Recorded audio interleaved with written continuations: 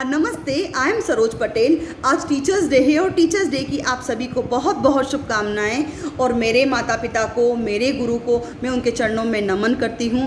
उन्होंने मुझे बहुत अच्छा इंसान बनाया है और आज मैं जो कुछ भी हूं मेरे माता पिता और मेरे गुरु की वजह से हूं। लेकिन आज मैं सुबह से सोशल मीडिया पर कुछ चीज़ फॉलो कर रही हूँ और वो ये छोटी सी चीज़ मैं आपको बताती हूँ। वो ये है कि जैसे वैलेंटाइंस डे आता है, फ्रेंडशिप डे आता है, इस पर हम लोग सोशल मीडिया पर शुभकामनाओं की भरमार लगा देते हैं और इतने बड़े बड़े पैराग्राफ लिखते हैं कि कई बार हमें ये लगता है कि हम इसे पढ़ें या इसको रहने देते हैं। तो क्या टीचर्स डे पर ये चीज़ें नहीं ज़रूरी थी? क्या टीचर्स के लिए हमें बहुत सारी चीज़ें लिखने की ज़रूरत नहीं थी?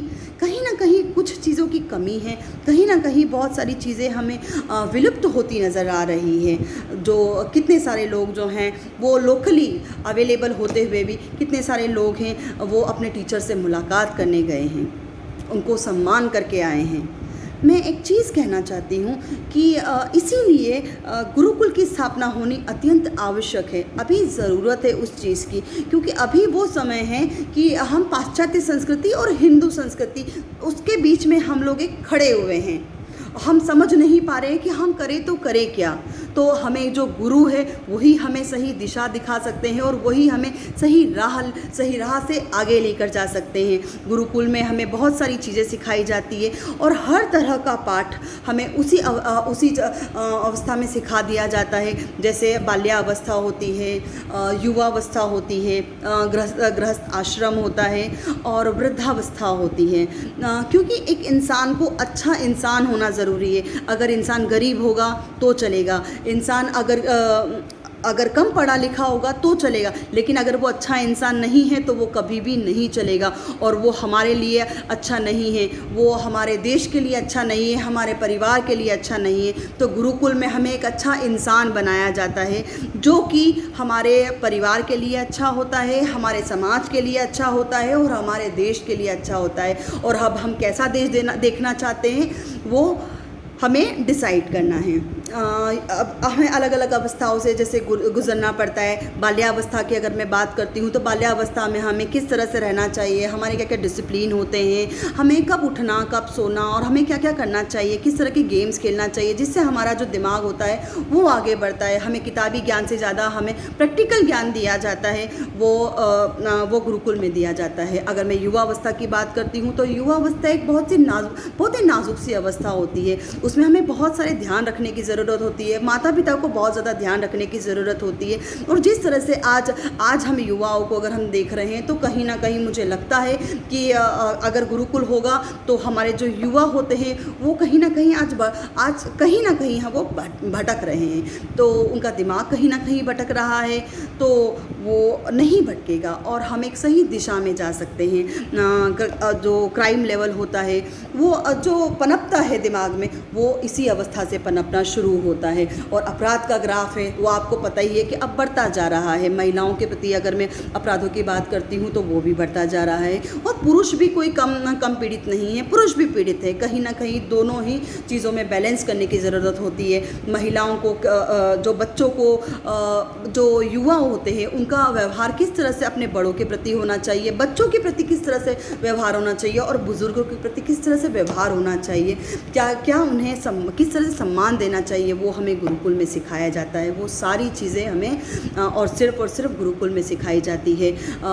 महिलाओं के प्रति अगर मैं क्राइम की बात करती हूँ तो बलात्कार और ये सब चीज़ें बढ़ती जा रही है। तो कहीं ना कहीं अगर हमें सही दिशा और सही ज्ञान मिलेगा तो हम सम्मान कर पाएंगे महिलाओं का और क्राइम लेवल भी है वो भी कम होता जाएगा। इसीलिए मैं कहती हूँ कि गुरुकुल होना अत्यंत आवश्यक है। बार बार कह रही हूँ।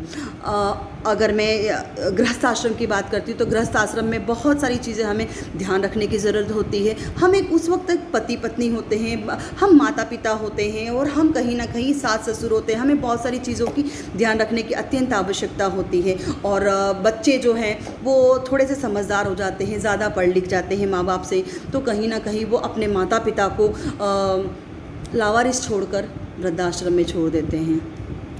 ये कहीं न कहीं संस्कारों की, कहीं न कहीं बहुत सारी चीज़ों की कमी के कारण ही ऐसा हो रहा है। और वृद्धाश्रम ऐसे ही नहीं खड़े हुए हैं कि कहीं दूसरी दुनिया के लोग वहाँ आकर बस गए हैं। हमारी ही दुनिया के लोग और हमारे जो बच्चे होते हैं, वो बच्चे ही कहीं न कहीं अपने माता-पिता को वृद्धाश्रम में छोड़कर आते हैं। तो आप ही मुझे बताएँ कि क्या ये सब चीज़ें सही हो रही है हमारे समाज में? और वृद्धावस्था की अगर मैं बात करती हूँ, तो वृद्धावस्था में भी हमें बहुत सारी चीज़ें ध्यान रखने की ज़रूरत है। और हमें बच्चों को भी शास्त्रों का ज्ञान होना ज़रूरी है। हमारी क्या संस्कृति है, क्या हमारी सभ्यता है, क्या वो हमें देखने की ज़रूरत नहीं है? क्या उनको अब आगे लेकर आने की ज़रूरत नहीं है? किस तरह से हमारी वेशभूषा होनी चाहिए, किस तरह से युवाओं की वेशभूषा होनी चाहिए, वो बहुत ज़्यादा इम्पॉर्टेंट चीज़ है। लड़कियों को आज के किस तरह का परिधान पहनना चाहिए, क्या कपड़े पहनना चाहिए, क्या वो ज़रूरी नहीं है? बहुत सारी जो चीज़ें हैं वो हमें अगर कोई सिखा सकता है तो वो हमें सिर्फ़ और सिर्फ हमें गुरुकुल में सिखाया जाता है। इसीलिए मैं रिक्वेस्ट करती हूँ कि फ़िल्म सिटी नहीं होनी चाहिए। फ़िल्म सिटी से अपराध की संख्या भी बढ़ेगी और कहीं न कहीं हमारे जो जीवन शैली है उसमें काफ़ी बदलाव आएगा। और बहुत सारी चीज़ें जो है वो हम कहीं ऐसा ना हो कि पहले से ही विलुप्त होने की कगार पर है और ज़्यादा लुप्त हो जाए और हमें सिर्फ़ और सिर्फ किताबों में पढ़ाया जाए कि हम ऐसे हुआ करते थे, या हमारे इस तरह से त्यौहार होते थे, या हमारे इस तरह से हम जीते थे उस वक्त।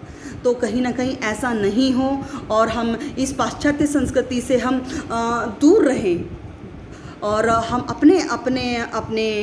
अपने संस्कारों से ज़्यादा करीब रहें। मेरा बस यही कहना है आप सभी को कि प्लीज़ और प्लीज़ सपोर्ट करें और आपके लिए अच्छा क्या है, हमारे लिए अच्छा क्या है वो आप देखें। ये नहीं देखें कि पाश्चात्य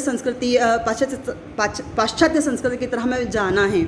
आप फैसला आपका है, आप क्या चाहते हैं। और मैं आपको आगे भी ये बताऊंगी कि गुरुकुल किस तरह से होना चाहिए, गुरुकुल में क्या क्या चीज़ें होनी चाहिए।